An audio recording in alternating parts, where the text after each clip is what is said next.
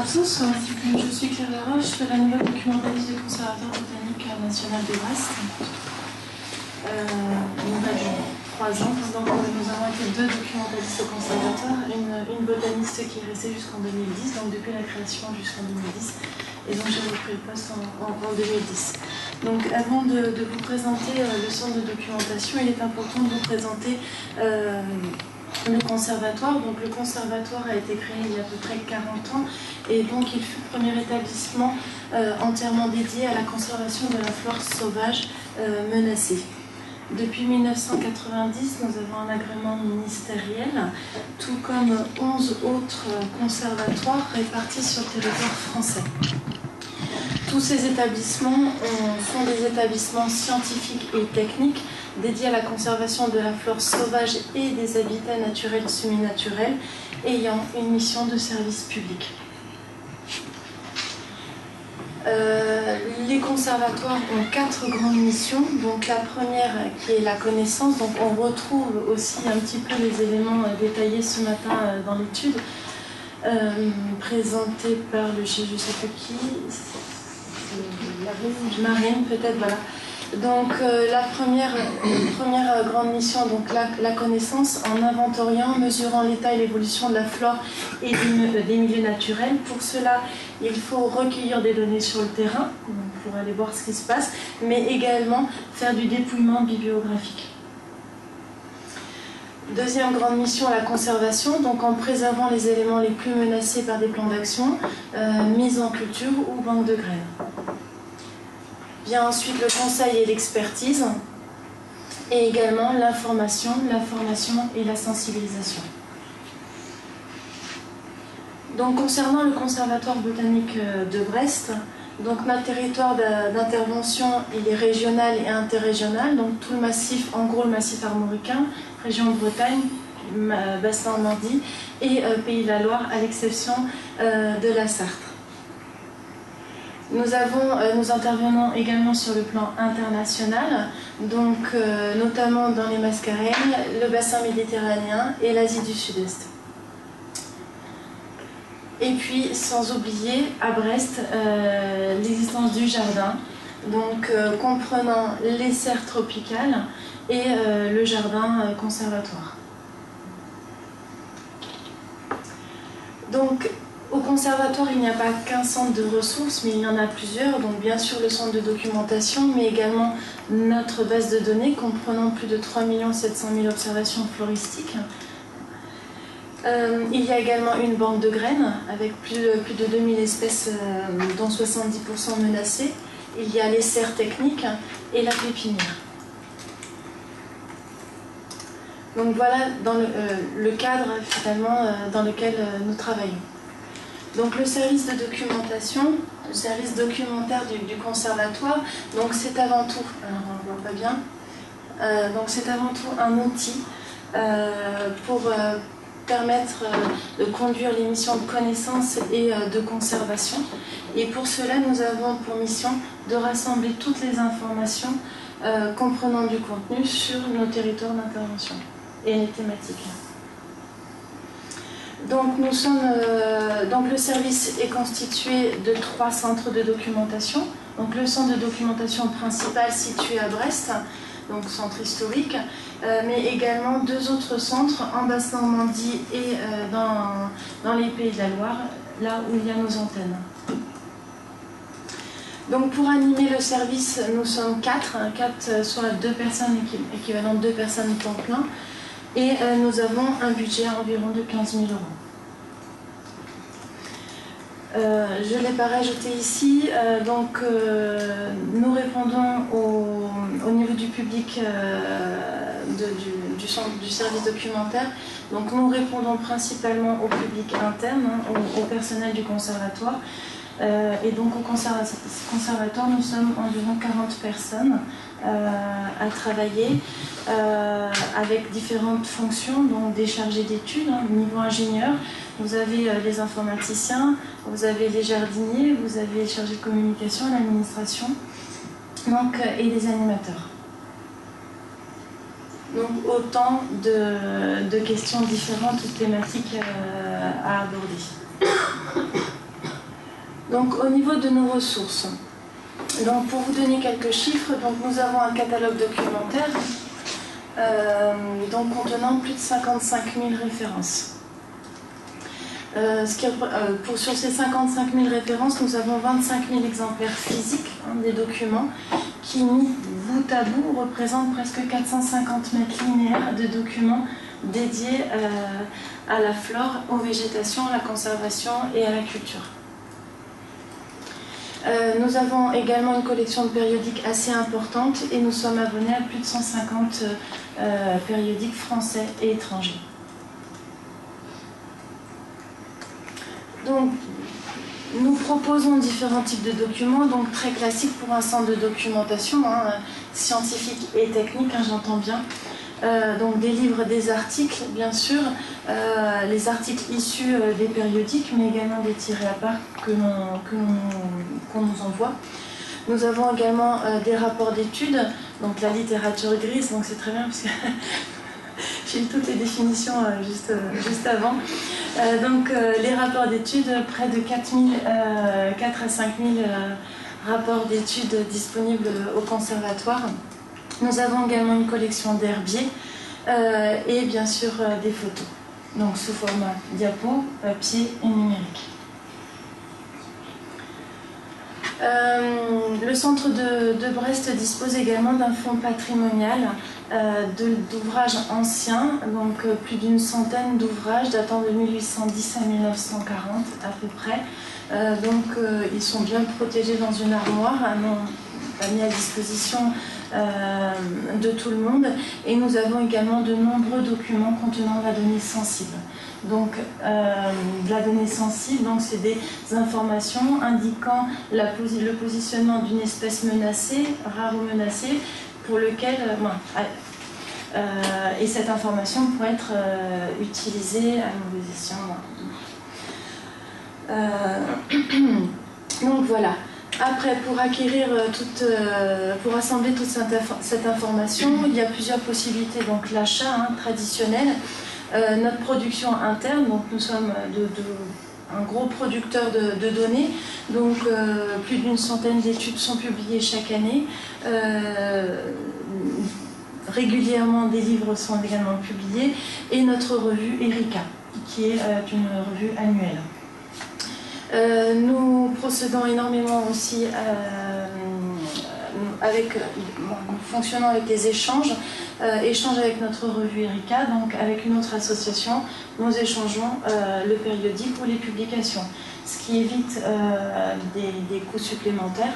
Donc je vous envoie ma revue et en échange vous m'envoyez vos publications. Donc, et cela, nous le faisons avec des associations françaises et également internationales.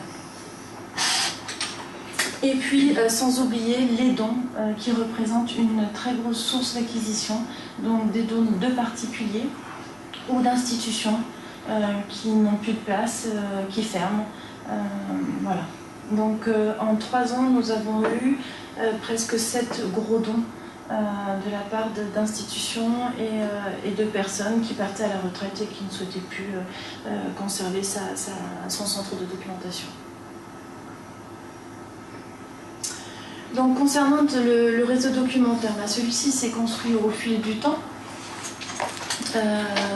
Donc comme je vous le disais, le conservatoire n'est pas tout seul, nous sommes 11, donc il y a énormément d'échanges entre les conservatoires ayant les mêmes missions, des territoires différents. La documentation est complémentaire avec ce que nous avons à Brest. Donc il y a quasiment pour tous les autres CBN un centre de documentation.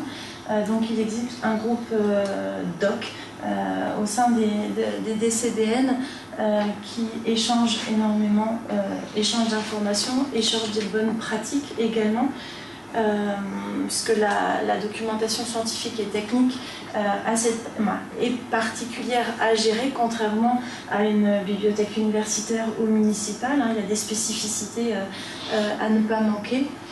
Et donc, il y a énormément d'échanges entre les CDN. Il y a également les partenaires scientifiques et techniques. Donc, ça peut être des gestionnaires, des associations. Vous avez également les institutions, donc dédiées à l'environnement ou à la protection, au patrimoine. Il y a énormément d'échanges avec les bibliothèques universitaires également, parce que avec 15 000 €, on n'a pas la possibilité d'accéder à toute l'information scientifique et technique payante des bases de données, pour ne pas citer Springer par exemple. Donc c'est vrai que le conservatoire a pris le parti d'adhérer à 4 bibliothèques universitaires, donc 2 à Brest, donc la bibliothèque à l'UBO, Université de Bretagne occidentale, à l'Ifremer, donc à la Pérouse, et puis la bibliothèque universitaire de Nantes et la bibliothèque universitaire de Caen. Donc avec ces adhésions, nous pouvons ainsi accéder plus facilement à l'information internationale, qui est excessivement chère. Il y a également les bibliothèques municipales, notamment pour les animateurs, donc, qui ont pour but de sensibiliser, informer. Donc on va retrouver l'information plutôt grand public dans les bibliothèques municipales.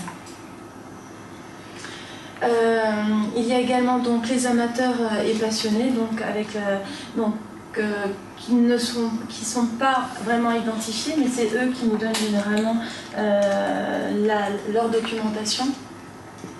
Et sans oublier les professionnels de l'information. Donc, il a été cité tout à l'heure la DBS. Donc c'est vrai que sur Brest, il y a le réseau DOC à Brest. Donc c'est un réseau très actif permettant l'échange de connaissances, l'échange des bonnes pratiques. Donc c'est vrai que c'est toujours intéressant d'aller voir ce qui est fait ailleurs pour pouvoir nous donner des idées et essayer de l'appliquer aussi et d'accélérer finalement le travail. Donc concernant le centre de documentation, donc, il y a eu 2 grandes périodes, donc 1975-1990, 1990-2010 et après 2010. Donc sur la première partie, donc dès la création du conservatoire, le centre de documentation a été intégré au fonctionnement. Donc ce qui était, c'était une très très bonne chose à l'époque. De toute façon, la mission de connaissance donc passait aussi par la bibliographie, donc ça faisait partie du fonctionnement du conservatoire. Donc un très très gros travail d'acquisition a été fait. Donc sur le territoire du massif armoricain, mais également à l'international. Donc, il y a quelque temps, il y a eu de grosses anecdotes pour aller récupérer des flores qui n'étaient pas accessibles. Donc à l'époque, il faut s'imaginer aussi que pas d'internet, il n'y avait pas l'euro non plus. C'est vrai qu'il y a eu des histoires assez cocasses pour aller chercher des flores internationales à droite à gauche. C'était un petit peu sous le manteau, même déjà pour pouvoir récupérer des données intéressantes. Donc un très gros travail de dépouillement documentaire a été effectué. Donc le paquet a été mis sur cette première partie, cette première période, donc sur le dépouillement documentaire pour pouvoir établir une première liste des espèces menacées.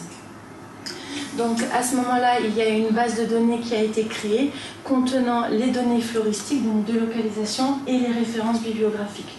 Donc là, on n'avait pas de base de données documentaire, mais une base de référence bibliographique qui indiquait cette plante, nous l'avons trouvée à tel endroit et nous l'avons lue dans tel ouvrage. Voilà. Ensuite, à partir de 1990, donc le conservatoire a son agrément. Donc il y a une forte augmentation du travail. Donc il y a la création des antennes, le personnel, jusqu'en 2010, est monté à 40 personnes. Donc déjà, les demandes ont fortement augmenté. Donc le travail sur le terrain également est monté en puissance. Donc il a fallu refaire ce plan de classement. Donc j'ai sollicité une personne de chaque service pour créer un nouveau plan de classement, le tester, reclasser tous les documents et ensuite les recoter. Donc il a fallu à peu près 2 ans entre le moment où on a décidé de refaire le plan de classement et la mise en circulation des documents. Donc le plan de classement donc a été structuré. Alors il y a 4 ans, le plan de classement avait 4 thématiques, 4 grandes thématiques, et descendait à 2 niveaux. Donc là, on est à plus de 6 thématiques et on peut aller jusqu'à 5 niveaux en dessous. Donc des grandes thématiques. Et ensuite, donc vous avez sciences biologiques, écologiques, géomatiques, plutôt les ouvrages généraux, la botanique, les sciences de la végétation, la conservation, culture et jardin, et l'environnement en général. Donc ce plan de classement a été testé d'abord sur les petits centres de Villers-Bocage et de Nantes, et ensuite nous avons profité du 3e chantier du déménagement pour reclasser toute la documentation de Brest. Donc là c'est beaucoup plus facile de repérer les documents sur une thématique ou sur un site en particulier. Et surtout, ça nous a permis de voir où il manquait des ouvrages, alors qu'on pensait qu'on avait des données sur telle thématique ou tel site, et on s'était rendu compte que sur certains domaines, nous n'avions pas assez de documentation. Donc le deuxième gros chantier était la migration de la base de données vers un système intégré de gestion de bibliothèque, un SIGB. Donc nous avions une base au départ, l'écran déborde, mais donc il y avait une base reprenant les données bibliographiques et les données floristiques. Donc l'idée était vraiment de scinder ces deux bases et de transformer les références bibliographiques, la base de données de références bibliographiques, vers un système de gestion de bibliothèque. Donc l'objectif, c'était bien de séparer les deux bases, de proposer un meilleur outil pour gérer la documentation, puisque la base qui était proposée vraiment était un outil dédié aux références bibliographiques et non pas à la gestion documentaire. De proposer également un outil pour une meilleure navigation dans la recherche et l'accès. Et puis d'envisager un OPAC, donc Open Public Access Catalog, pour le public extérieur.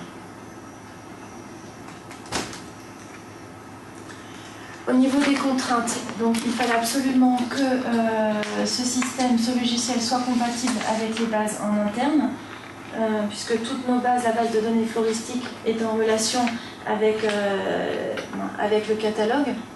Mais il fallait aussi que ce logiciel soit compatible avec les autres catalogues des autres CBN, dans le but de justement créer soit un catalogue commun ou avoir la possibilité d'interroger tous les catalogues ensemble.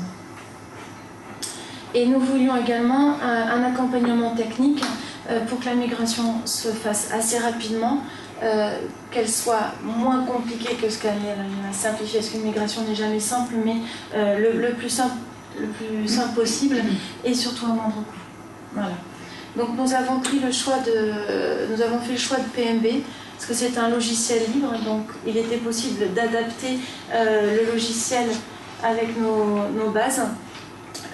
C'était également le choix des autres CDN, donc forcément il y avait une compatibilité avec les autres catalogues, et également PMB propose un service client, donc PMB Service, qui nous a fortement aidé dans la migration et la structuration des données. Voilà, donc vous l'avez vu tout à l'heure, donc là PMB propose 2 modules, un module administrateur, donc pour pouvoir gérer au mieux les documents, mais également un module utilisateur. Donc là c'est l'OPAC, mais il est sur mot de passe, donc il n'est pas ouvert au public, hein, il est uniquement utilisé en interne, mais avec la possibilité de faire des recherches simples, des recherches multicritères, et de mieux naviguer dans de faire de meilleures recherches. Et enfin, le 3e gros chantier, donc le déménagement du centre principal. Donc il était important Donc, à l'époque, donc une petite équipe, c'était pas plus de 10 personnes, un centre de documentation relativement restreint, riche, mais assez contenu, donc qui avait été installé au premier étage sous comble. Donc 40 ans d'existence forcément, donc nous, on ne va pas dire que nous accumulons, nous rassemblons beaucoup d'informations. Donc il était nécessaire, donc là, le centre ne pouvait plus accueillir correctement le personnel, déjà d'une part, dans les locaux qui avaient été envisagés au départ, et puis il n'était même pas envisageable d'accueillir un public extérieur dans ces conditions-là. Donc nous avons fait le choix de déménager. Donc il a fallu mettre en carton. Donc voilà, ici donc c'était l'ancien centre de documentation premier étage. Donc il a fallu tout empacter, démonter les étagères empactées. Donc ça représentait plus de 500 cartons. Non, et ça s'est fait en 2 fois, excusez-moi, donc c'était 800 cartons. Donc 800 cartons. Donc là c'était au départ, juste lorsqu'on a commencé le déménagement. Ici, lorsque c'était fini, là ce sont les menuisiers alors, pardon. Ici c'est le chantier, donc suivi du chantier. Donc il a fallu tout penser à l'espace, hein, recréer, penser aux couleurs, penser à l'atmosphère. Un très très beau projet. Et ensuite, ici, c'était la reconstruction des étagères. Donc, au mois de juillet, donc, nous avions remis tous les cartons, nous avons repositionné les documents qui étaient mis en carton. Donc, on a profité du déménagement et de la mise en carton pour reclasser les documents. Donc, on a repris les documents, on les a reclassés, ils étaient bien reclassés, on les a empaquetés, on leur a attribué une cote et ensuite on les a rangés. Donc là c'était en juillet, et alors la dernière de ce matin, parce que j'étais pas au travail depuis un certain temps. Attendez.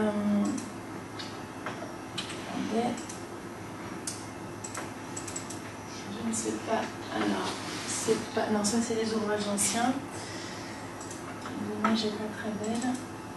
Alors ça c'est le bureau d'accueil qui n'existait pas auparavant, donc là on peut tout à fait envisager un bureau d'accueil pour recevoir soit le public interne, soit le public externe. On a également, alors je sais pas où, alors là on voit rien. Alors ça c'est la recotation des ouvrages, mais c'est flou, mais là c'est pas ça. Excusez-moi, j'arrive pas à retrouver la photo.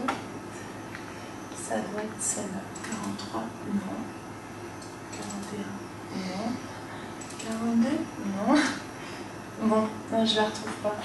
Je pensais là. Ah. Et voilà. Il n'y a pas tellement, mais. Voilà, donc là les ouvrages sont repositionnés. Quasiment tous les documents sont recotés. Donc tout ce qui n'est pas recoté, c'est ce qui n'a pas été encore catalogué. Donc on attend de cataloguer pour voir recoter. Voilà. Je vais prendre la dernière info. C'est celle-là. Voilà, et pour terminer,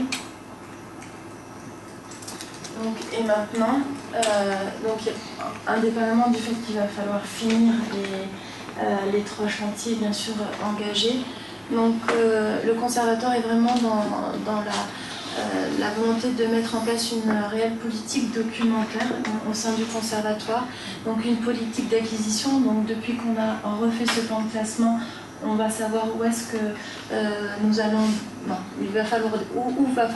va-t-il falloir développer les collections.